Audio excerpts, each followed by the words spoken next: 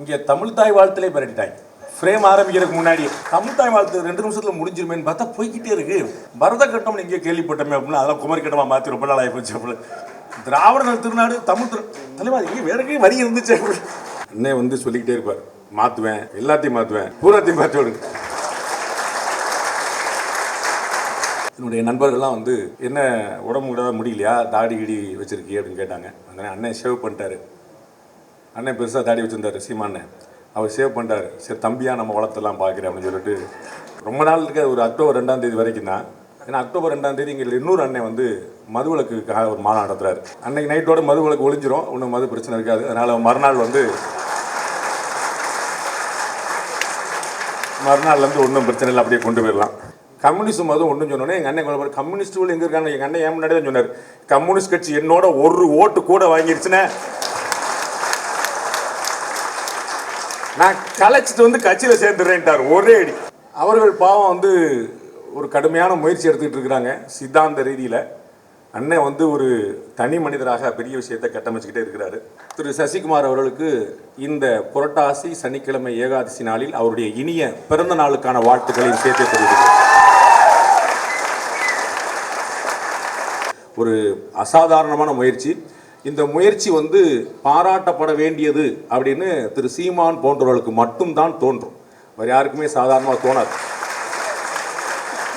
நான் நிறைய வியக்கிறேன். இதை வந்து பெரியார் மண் என்று பெருமை பேசுபவர்கள், சமத்துவம் வந்துவிட்டது என்று பேசுபவர்கள், அல்லது நாங்கள் தான் பட்டியலர் சமூகத்துக்கான போராளிகள் என்று தங்களை அடையாளப்படுத்திக் கொள்வர்கள், அரசியல் ரீதியாகவும் திரைத்துறையிலுமே இது பேசக்கூடியவர்கள்ட்ட ஏன் அந்த என்டார்ஸ்மெண்ட் வரல அப்படின்னு வியக்கிறேன். அப்பதான் திரு சீமான் எப்படி உயர்ந்து நிற்கிறாருங்கிறதையும் சேர்ந்தே புரிஞ்சுக்கிறேன்.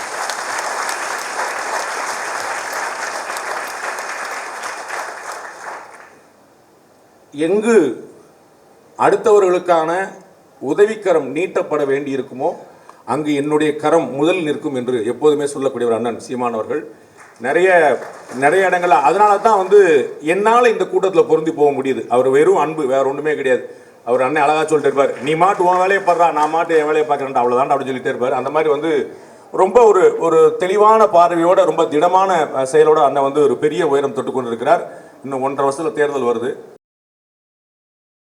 புரட்டாசி மாச சனிக்கிழமையில ஏகாதசி அன்னைக்கு அண்ணன் என்ன விருந்து சாப்பிடுவார்னு எனக்கு தெரியும். அப்படி ஒரு அற்புதமான நாளில் உங்களை சந்திக்கல மிகப்பெரிய மகிழ்ச்சி. சினிமா கதை கட்டுரை எல்லாம் சொல்லும்போது என்ன செய்வாங்கன்னா, அந்த ஃபஸ்ட்டு ஃப்ரேம்லேயே மிரட்டணும் அப்படிம்பாங்க. முதல் ஃப்ரேம்லேயே இங்கே தமிழ் தாய் வாழ்த்துலேயே மிரட்டிட்டாங்க. ஃப்ரேம் ஆரம்பிக்கிறதுக்கு முன்னாடி தமிழ் தாய் வாழ்த்து 2 நிமிஷத்தில் முடிஞ்சிருமேன்னு பார்த்தா போய்கிட்டே இருக்கு. பரத கட்டம்னு இங்கே கேள்விப்பட்டமே அப்படின்னு அதெல்லாம் குமரி கட்டமாக மாற்றி ரொம்ப நாள் ஆகி போச்சு. அப்படி திராவிட திருநாடு தமிழ் தலைவர் இங்கே வேற எங்கேயும் வரி இருந்துச்சு. அப்படி அண்ணே வந்து சொல்லிக்கிட்டே இருப்பார், மாற்றுவேன், எல்லாத்தையும் மாற்றுவேன், பூராத்தையும் மாற்றி விடுங்க.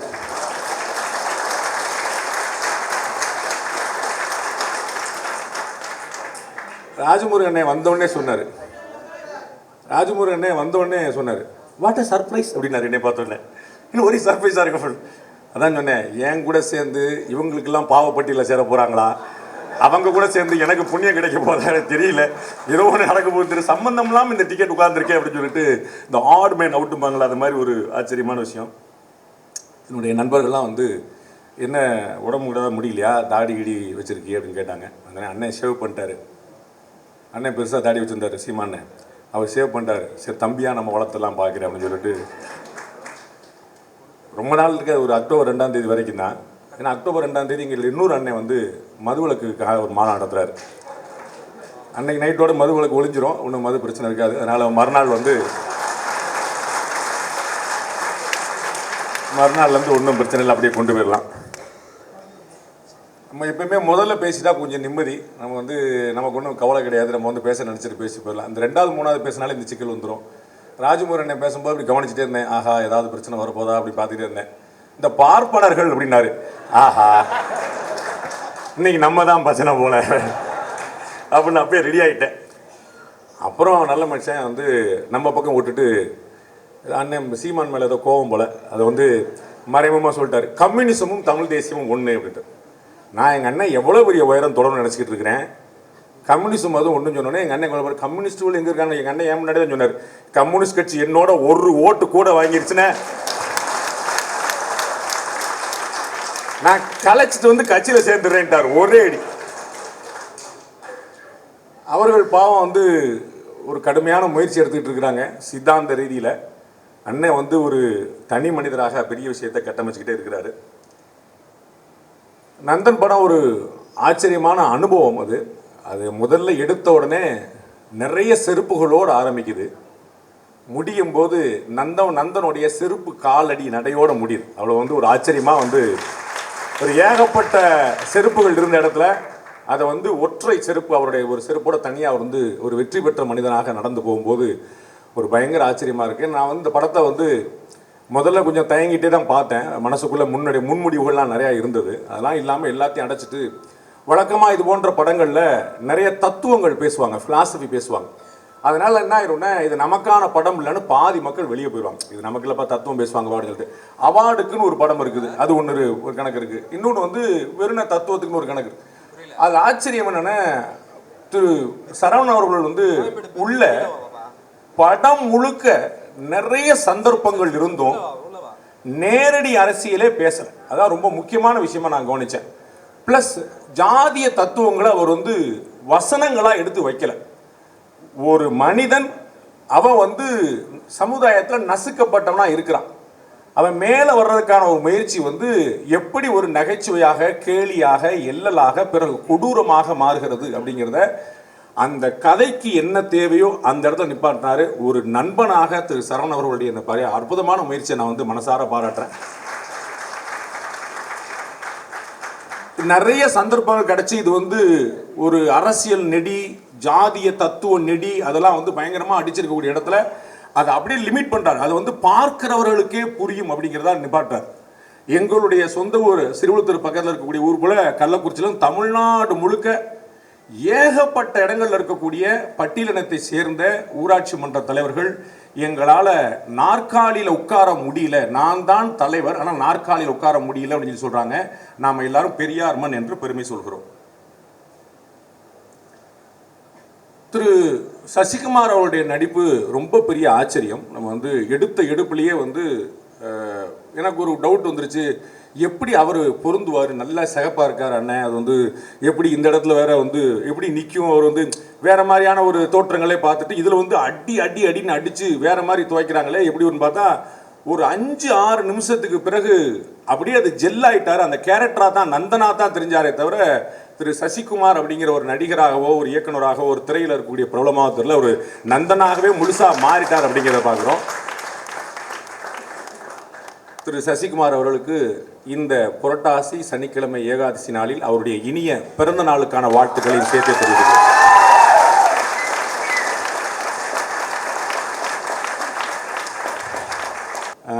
மனைவியாக நடித்தவங்க, திரு சசிகுமாரோடைய மனைவியாக நடித்தவங்க, இது மாதிரி ஏகப்பட்ட அண்ணன் சமுத்திரக்கனி அவர்கள் அந்த காலில் ஒரு சின்ன ஒரு மாற்றுத்திறன் இருக்குது அப்படிங்கிறத வந்து அதை காட்டுறதுக்கான பெரிய ஸ்பேஸ் கிடைக்காது. ஆனால் ஒரு லைட் அப்படி தள்ளி விடும்போது அப்படி அந்த தடுமாறுற காட்சியில் ஒரு பியூட்டிஃபுல்லாக பண்ணியிருப்பார். அந்த ஒரு ஃப்ரேம் தான் அது வந்து ரொம்ப ஆச்சரியமாக பண்ணியிருப்பார். அது மாதிரி நிறைய திரு ராஜ்குமார் குறிப்பிட்டது போல் இது வந்து ஒரு செய்தி சொல்ல வந்த படம் அப்படிங்கிறதோடு நிறுத்தாமல் அதை தாண்டி வந்து ஒரு கலைப்படைப்பாக மாற்றுறதுக்கான ஒரு நிறைய முயற்சிகள் நடந்தது.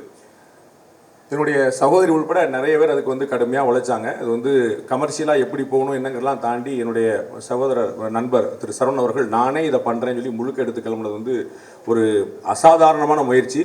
இந்த முயற்சி வந்து பாராட்டப்பட வேண்டியது அப்படின்னு திரு சீமான் போன்றவர்களுக்கு மட்டும்தான் தோன்றும், வேறு யாருக்குமே சாதாரணமாக தோணாது. நான் நிறைய வியக்கிறேன். இதை வந்து பெரியார் மண் என்று பெருமை பேசுபவர்கள், சமத்துவம் வந்துவிட்டது என்று பேசுபவர்கள், அல்லது நாங்கள் தான் பட்டியலர் சமூகத்துக்கான போராளிகள் என்று தங்களை அடையாளப்படுத்திக் கொள்வர்கள், அரசியல் ரீதியாகவும் திரைத்துறையிலுமே நிறைய பேர் அந்த மாதிரி இருந்து அவர்கள் இந்த படத்தை பற்றி வெளிப்படையாக, ஒருவேளை திரு சரவணன் தனியாக சொல்லியிருக்கலாம் ரகசியமாக, வெளிப்படையாக ஏதாவது சொன்னாங்களா அப்படின்னு நான் வியக்கிறேன். அப்படி ஏன் அவங்க என்டார்ஸ் பண்ணல அப்படிங்கிற எனக்கு ஒரு பெரிய ஆச்சரியமாக இருக்குது. ஏன் வந்து அவர்கள் வெளிப்படையாக பேசல அப்படிங்கிற ஆச்சரியமாக இருக்குது. சரவணன் அவர்கள் வந்து நான் என்னுடைய நண்பர் அவர் என்ன சமூகம்லாம் எனக்கு தெரியாது. நாங்கள் கேட்டதில் முதல் நாளில் நாங்கள் நிறையா கட்டி உருண்டு சண்டை போட்டு பேசி விவாதம் பண்ணி நிறைய வி ஸ்பெண்ட் டைம் லாங் நிறையா பண்ணியிருக்கோம்.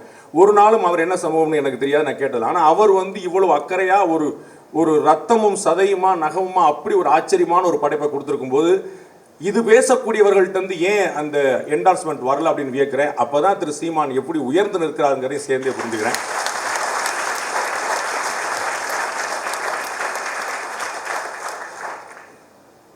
எங்கு அடுத்தவர்களுக்கான உதவிக்கரம் நீட்டப்பட வேண்டி இருக்குமோ அங்கு என்னுடைய கரம் முதல் நிற்கும் என்று எப்போதுமே சொல்லக்கூடியவர் அண்ணன் சீமான் அவர்கள். நிறைய இடங்கள்ல அதனால தான் வந்து என்னால் இந்த கூட்டத்தில் பொருந்தி போக முடியுது. அவர் வெறும் அன்பு, வேற ஒன்றுமே கிடையாது. அவர் அண்ணன் அழகா சொல்லிட்டு இருப்பார், நீ மாட்டு உன் வேலையை பாடுறா, நான் மாட்டு என் வேலையை பார்க்குறேன், அவ்வளோதான் அப்படின்னு சொல்லிட்டே இருப்பார். அந்த மாதிரி வந்து ரொம்ப ஒரு தெளிவான பார்வையோட ரொம்ப திடமான செயலோட அண்ணன் வந்து ஒரு பெரிய உயரம் தொட்டு கொண்டு இருக்கிறார். இன்னும் 1.5 வருஷத்தில் தேர்தல் வருது. மற்றது வந்து வெண்திரையில் காணுங்க. நன்றி, வணக்கம்.